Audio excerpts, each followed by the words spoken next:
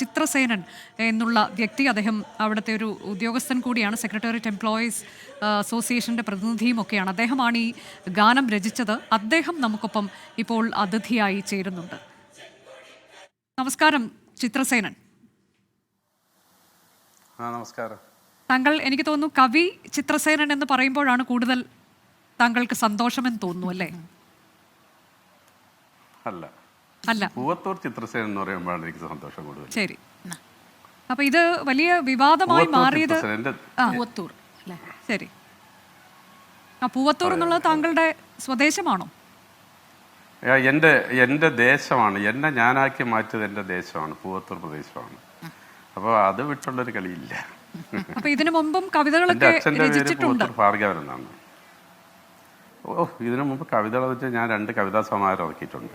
ഒന്ന് വേദവൃക്ഷം, ഒന്ന് മലയാള പക്ഷി. പിന്നെ എൻ്റെ അച്ഛൻ 3 മഹാകാവ്യം എഴുതിയിട്ടുണ്ട്. അച്ഛന്റെ പേര് കിരാതവംശ മഹാകാവ്യം. പൂവത്തൂർ ഭാർഗവൻ അറിയപ്പെടാത്തൊരു മഹാകവിയാണ്. കാരണം അച്ഛൻ എഴുതിയതെല്ലാം വളരെ തത്വാധിഷ്ഠിതമായിട്ടുള്ള വൃദ്ധനിബദ്ധമായിട്ടുള്ള കവിതകളും കാവ്യങ്ങളുമാണ്. അങ്ങനെ 3 മഹാകാവ്യം എൻ്റെ അച്ഛൻ എഴുതിയിട്ടുണ്ട്. ഒന്ന് കിരാതവംശ മഹാകാവ്യം, 2 ശ്രീ ഗുരുദേവ ഭാഗവതം, 3 ശാസ്താപുരാണം. പിന്നെ ഒരു സന്ദേശകാവ്യം എഴുതിയിട്ടുണ്ട്, ശുക സന്ദേശം. പിന്നെ ഒരു താനാട്ട് സൂത്രം എഴുതിയിട്ടുണ്ട്. അതായത് ഇപ്പൊ അറിയാലോ, കവിയത്രിയാണ് എന്നോട് സംസാരിക്കണമെന്ന് എനിക്കറിയാം. അതുകൊണ്ടാണ് ഞാൻ ആ രീതിയിൽ തന്നെ പറയുന്നത്. ARന്റെ വൃത്തശാസ്ത്രത്തെ താനാട്ട് രീതിയിൽ ആവിഷ്കരിച്ചിട്ടുള്ളതാണ് എൻ്റെ പിതാവ്, താനാട്ട സൂത്രം. അങ്ങനെ 10,000-കണക്കിന് ഗാനങ്ങൾ അച്ഛൻ രചിച്ചിട്ടുണ്ട്. ഞാൻ കുട്ടിക്കാലത്ത് തന്നെ, എൻ്റെ ഒരു കൂട്ടുകാരുണ്ട്, മണികണ്ഠൻ നായർ എന്നാണ് അവൻ്റെ പേര്. ഞങ്ങൾ 2 പേരും കൂടി ഒരുമിച്ച് വീട്ടിലെത്തപ്പോൾ അച്ഛൻ വൃത്തശാസ്ത്രം പഠിപ്പിക്കുന്നത് കേട്ട് സാധാരണ ആൾക്കാർ സിനിമാ പാട്ടുകൾ പാടി നടന്നപ്പോൾ ഞങ്ങൾ കേളീന്ദ്ര വജ്രയ്ക്ക് തതഞ്ജയങ്ക, ഉപേന്ദ്ര വജ്രയ്ക്ക് തതഞ്ജഗം, അത്രേന്ദ്ര വജ്രാഗ്നി ഉപേന്ദ്ര വജ്ര കലർന്നു വന്നാൽ ആ ഉപജാതി വൃത്തങ്ങൾ അതാണ് പഠിച്ചു വളർന്നത്. അങ്ങനെ ഇടപെട്ടോട്ടെ, കാരണം നമ്മൾ ഈ വിഷയത്തിലേക്ക് വരേണ്ടതുണ്ടല്ലോ. അപ്പൊ ഈ ഒരു ഗാനം നമ്മളിലേക്ക് വന്നത്, ഇതിന്റെ ഒരു രചനയെ കുറിച്ചിട്ട്, ഇങ്ങനെ ഒരു ഗാനം എഴുതണം, അതിന്റെ ഐഡിയ ഇതാണ്, ആ രീതിയിൽ വന്നതാണോ? എങ്ങനെയാണ് താങ്കളിലേക്ക് വന്നത്? അത് എഴുതാനുള്ളൊരു എഴുതണം, നമ്മൾ ഇങ്ങനെ ഒരു പരിപാടി സംഘടിപ്പിക്കുമ്പോൾ ഈ ഗാനമുണ്ട്, ഈ ഗാനം എഴുതണം എന്നുള്ളത്, അതെങ്ങനെയാണ് ഒരു ഐഡിയ വന്നത്? അത് പറയാം. സെക്രട്ടേറിയറ്റ് എംപ്ലോയീസ് അസോസിയേഷന്റെ പ്രസിഡന്റ് പി ഹണി എന്നുള്ള പേര് അറിയാമായിരിക്കുമല്ലോ അല്ലേ? പി ഹണി അറിയാം, എന്നോട് പറഞ്ഞു, അപ്പോൾ നമ്മുടെ സുവർണ ജൂബിലി മന്ദിരത്തിന്റെ ഉദ്ഘാടനത്തിന് ഒരു ഗാനം വേണം, അതൊരു വിപ്ലവാത്മകമായ ഒരു ഗാനമായിരിക്കണം, അപ്പോൾ അതിൽ മുഖ്യമന്ത്രിയെ കൂടി ഒന്ന് ഉൾപ്പെടുത്തിക്കോ എന്ന് പറഞ്ഞു. അപ്പോൾ അതനുസരിച്ച് ഞാൻ എഴുതാൻ തീരുമാനിച്ചു. ഞാൻ ഒരു കവിത എഴുതിയപ്പോൾ അത് അത്ര രുചിച്ചില്ല, എനിക്ക് അതിലൊരു ഉഷാറ് തോന്നിയില്ല. അതുകൊണ്ട് ഞാൻ അടുത്തൊരു കവിത എഴുതി.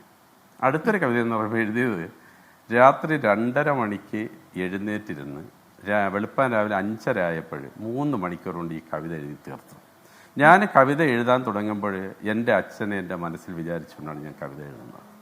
ഞാൻ എഴുതിയപ്പോഴിങ്ങനെ വരികൾ ഇങ്ങനെ വന്നുകൊണ്ടിരുന്നു. ഒരു സിനിമയിൽ കാണുന്നത് പോലെ പിണറായി സാഹിബിനെ ഞാൻ കാണുന്നുണ്ട്. ആ പിണറായി സാഹിബിനെ ആ കുട്ടിക്കാലം മുതൽ ഞാൻ ഒരു കുട്ടിയായിട്ട് സങ്കല്പിച്ചു, വിദ്യാർത്ഥിയായി സങ്കല്പിച്ചു, ഭരണാധികാരിയായി സങ്കല്പിച്ചു. ആ രീതിയിൽ ഒരു ചലച്ചിത്രത്തിൽ എന്നല്ല പോലെ ഞാനിങ്ങനെ കാണുന്നു, അത് ഞാൻ പകർത്തുന്നു. അതാണ് ഈ കവിതയുടെ ഉള്ളടക്കം. അപ്പൊ ഇത് യഥാർത്ഥത്തിൽ ഒരു വാഴ്ത്തുപാട്ട് തന്നെയാണോ ശ്രീ ചിത്രസേനൻ? അത് എൻ്റെ അഭിപ്രായത്തിൽ ഈ പലരും പല രീതിയിലാണല്ലോ കവിതയെ ഉൾക്കൊള്ളുന്നത്. ചിലർ വാഴ്ത്തുപാട്ടെന്ന് പറയും, ചിലർ വിപ്ലവഗാനം എന്ന് പറയും, ചിലർ സംഘഗാനം എന്ന് പറയും.